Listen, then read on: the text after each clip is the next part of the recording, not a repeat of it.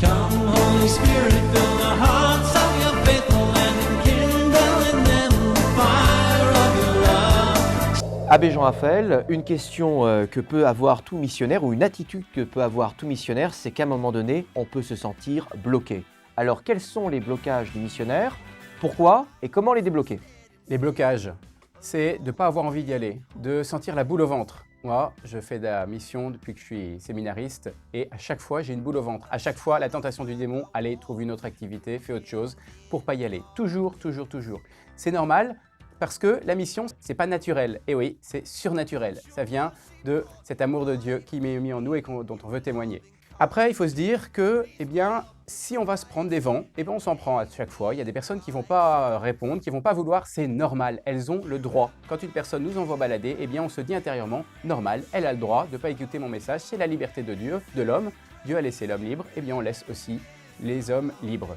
Et puis, on se dit, pour se débloquer un peu, eh bien, on se dit que de toute façon, l'Esprit Saint a déjà travaillé le cœur de certains. Il y a, dans les gens qu'on va rencontrer au cours de cette journée, on va faire un peu de mission, ou cette heure, il y a des gens qui sont travaillés dans leur cœur. Et cette personne-là, elle a besoin que quelqu'un mette des mots sur ce qu'elle vit. Elle a besoin qu'on y aille. Alors, les 4, 5, 6 premiers vents qu'on a eus, eh bien, c'était pour aller plus vite vers cette personne. Vous voyez, ça déstresse un peu intérieurement et on se dit, il faut que j'aille vers cette personne.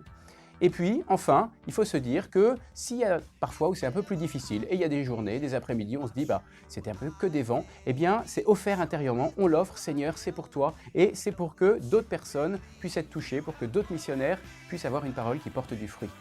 Donc du coup, avoir une hygiène de missionnaire, c'est marcher à vent et à contre-vent, d'après ce que vous dites. Quand on est missionnaire, eh bien, on se rend compte, quand on va au contact des gens, qu'on annonce Jésus, qu'on dit Jésus, number one in my life, et puis à la fin de la journée, on se dit, bon, est-ce que c'était vrai? Est-ce que vraiment Jésus prend toute la place dans ma vie? Et ça pousse à se convertir parce qu'on se dit, eh bien, je me confesse peut-être pas assez, je prie pas assez, j'adore peut-être pas assez le Seigneur.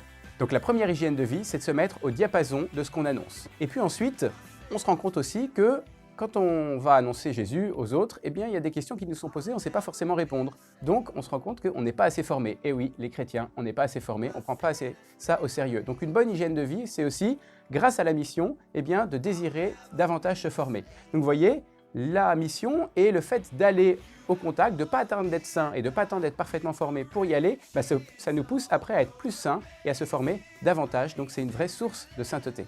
Jésus a dit, je suis venu allumer un feu sur la terre. Alors fonce! Feu sur le monde!